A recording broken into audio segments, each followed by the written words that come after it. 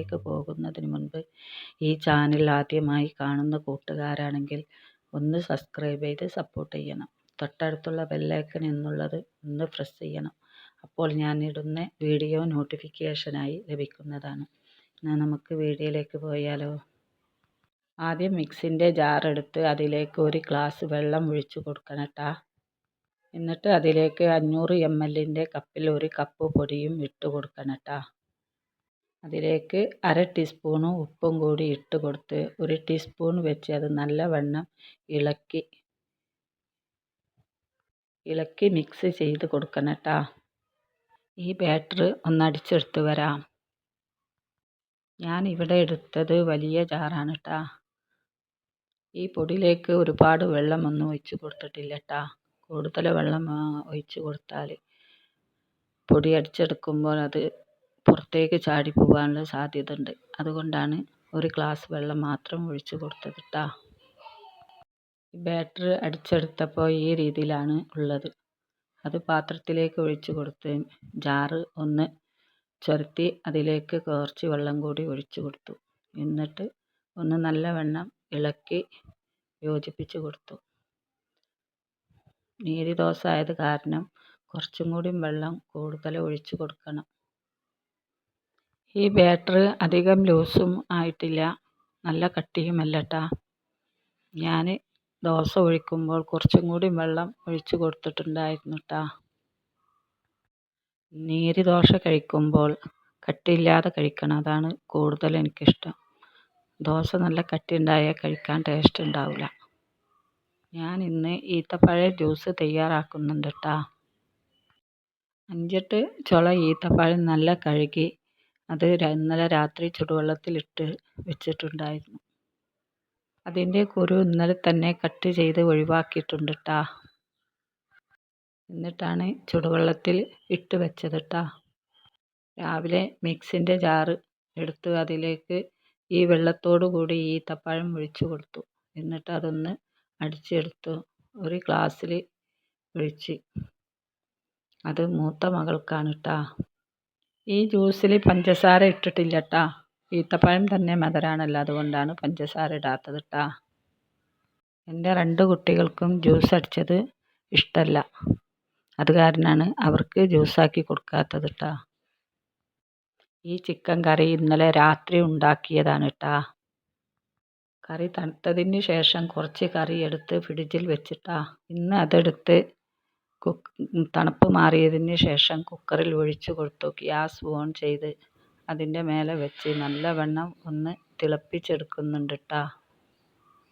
ഇന്ന് കറി ഉണ്ടാക്കിയാൽ ഈ കറി ഒഴിച്ച് കളയും, അതുകൊണ്ടാണ് ഇന്ന് കറി ഉണ്ടാക്കാത്തത് കേട്ടോ.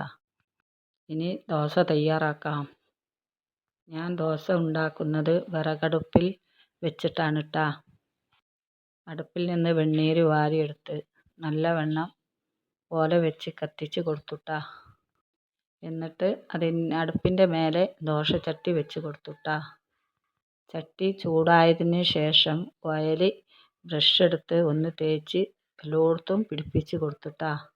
ഓയിൽ ചൂടായതിന് ശേഷം ദോശൻ്റെ മാവ് ഒരു തവി അതിലേക്ക് ഒഴിച്ച് കൊടുത്തു. 1 മിനിറ്റ് കഴിഞ്ഞ് അതൊന്ന് ഒരു പാത്രം എടുത്ത് മൂടി വെച്ച് കൊടുത്തു കേട്ടോ. അടുപ്പ് കത്താൻ വേണ്ടി വിറകല്ല വെച്ച് കൊടുത്തത്, ഓലാണ് വെച്ച് കത്തിക്കുന്നത് കേട്ടോ. 2-3 മിനിറ്റ് കഴിഞ്ഞപ്പോൾ ദോശ കുക്കായി വന്നിട്ടുണ്ട്. ചട്ടകം എടുത്തു അത് വാങ്ങി വെച്ചിട്ടാ. ചൂടായ ചട്ടിയിലേക്ക് വീണ്ടും ഓയിൽ തേച്ച് കൊടുത്തു കേട്ടോ. എണ്ണ ചൂടായതിന് ശേഷം വീണ്ടും ഒരു തവി മാവ് അതിലേക്ക് ഒഴിച്ച് കൊടുത്തു കേട്ടോ. അടുപ്പിൽ വിറക് വെച്ച് കൊടുക്കാത്തത് നല്ലവണ്ണം കത്തി ചട്ടി നല്ല ചൂടാകും, അപ്പോൾ ദോശ അടിയിൽ പിടിക്കും, അതുകൊണ്ടാണ് വിറക് വെച്ച് കത്തിക്കാത്തത്. ഓല കത്തിക്കുമ്പോൾ കുറച്ചായി വെച്ച് കൊടുത്തിട്ട് നമുക്ക് ഒരു പാകത്തിനുള്ള ചൂട്ടിൽ വെച്ച് കത്തിക്കാം, അതുകൊണ്ടാണ് ഓല വെച്ച് കത്തിക്കുന്നത് കേട്ടോ. 2-3 മിനിറ്റ് കഴിഞ്ഞപ്പോൾ ദോശ കുക്കായി വന്നിട്ടുണ്ട് കേട്ടോ. മൂടിയ പാത്രം എടുത്ത് മാറ്റി വെച്ചു. എന്നിട്ട് ദോശ ചട്ടകം വെച്ച് എടുത്ത് വാങ്ങി വെച്ചിട്ടാ. വീണ്ടും ഇതിലേക്ക് എണ്ണ തേച്ച് കൊടുത്തു. എണ്ണ ചൂടായതിന് ശേഷം ഒരു തവി മാവ് ചട്ടിയിലേക്ക് ഒഴിച്ച് കൊടുത്തുട്ടാ. ഇത്തിരി സമയം കഴിഞ്ഞ് ഒരു മൂടി എടുത്ത് മൂടി വെച്ചിട്ടാ. കുറച്ച് സമയം കഴിഞ്ഞ് മൂടിയെടുത്ത് മാറ്റി വെച്ചിട്ടാ. എന്നിട്ട് ഒരു മിനിറ്റ് നേരം ദോശ തുറന്നിട്ട് കത്തിച്ചിട്ടാ. ഒരു ചട്ടകം വെച്ച് അത് നല്ലവണ്ണം അടർത്തി എടുക്കുന്നുണ്ടിട്ടാ. വീണ്ടും ചൂടായ ചട്ടിയിലേക്ക് എണ്ണ തേച്ച് പിടിപ്പിച്ച് കൊടുക്കുന്നുണ്ട്. ദോശ ചട്ടിയുടെ എല്ലാ ഭാഗത്തേക്കും എണ്ണ തേച്ച് പിടിപ്പിക്കണം. ചൂടായ ചട്ടിയിലേക്ക് ഒരു തവി മാവ് ഒഴിച്ച് കൊടുത്തുട്ടാ. എന്നിട്ട് മൂടിയെടുത്ത് മൂടി വെച്ചു.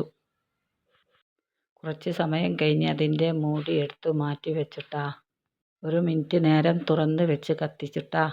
ചട്ടകം എടുത്ത് ദോശ പതിയെ മെല്ലെ മെല്ലെ അടർത്തി എടുക്കുന്നുണ്ടിട്ടാ. ഈ സമയത്ത് അടപ്പ് കെടാതെ കത്തിക്കണട്ടാ. വിറക് വെച്ചല്ലല്ലോ കത്തിക്കുന്നത്. അപ്പോൾ അടപ്പ് പെട്ടെന്ന് കെട്ടുപോകാൻ സാധ്യതയുണ്ട്. അതുകൊണ്ടാണ് അടപ്പ് ശ്രദ്ധിക്കണമെന്ന് പറയുന്നത് ട്ടാ. വീണ്ടും ചൂടായ ചട്ടിയിലേക്ക് എണ്ണ തേച്ച് പിടിപ്പിച്ച് കൊടുത്തുട്ടാ. എന്നിട്ട് ഒരു തവി മാവ് അതിലേക്ക് ഒഴിച്ചു കൊടുത്തു. അതിൻ്റെ മൂടി എടുത്ത് മൂടി വെച്ചിട്ടാ. 2-3 മിനിറ്റ് കഴിഞ്ഞ് മൂടി എടുത്ത് മാറ്റി വെച്ചു. ഒരു മിനിറ്റ് നേരം തുറന്നിട്ട് കത്തിച്ചു. അത് ഒന്ന് വളർന്ന് കിട്ടാൻ വേണ്ടിയാണ്. ചൂടോടുകൂടി അടത്തുമ്പോൾ ചട്ടകത്തുമ്മേ പറ്റി പിടിക്കും. അതുകൊണ്ടാണ് ഒന്ന് ചൂട് ആറാൻ വെക്കുന്നത്. അങ്ങനെ നമ്മുടെ ദോശ എല്ലാം ഇവിടെ ചുട്ട് തയ്യാറായിട്ടാ. ഇനി ഞാൻ ചായ കഴിക്കട്ടെട്ടാ. ദോശയിലേക്ക് ചിക്കൻ കറിയാണ്. ചിക്കൻ കറി കൂട്ടി കഴിക്കാൻ നല്ല ടേസ്റ്റ് ഉണ്ടായിരുന്നു. എൻ്റെ വീട്ടിലുള്ളവർക്ക് ദോശയും ചിക്കൻ കറിയും ഇഷ്ടമാണ് ട്ടാ. ഈ റെസിപ്പി നിങ്ങളും ചെയ്ത് നോക്കി കമൻറ്റ് ബോക്സിൽ ഇതിൻ്റെ മറുപടി എഴുതി അറിയിക്കണം മറക്കരുത്. ഈ വീഡിയോ ഇവിടെ വൈൻഡപ്പ് ചെയ്യുകയാണ്. അസ്സലാമു അലൈക്കും.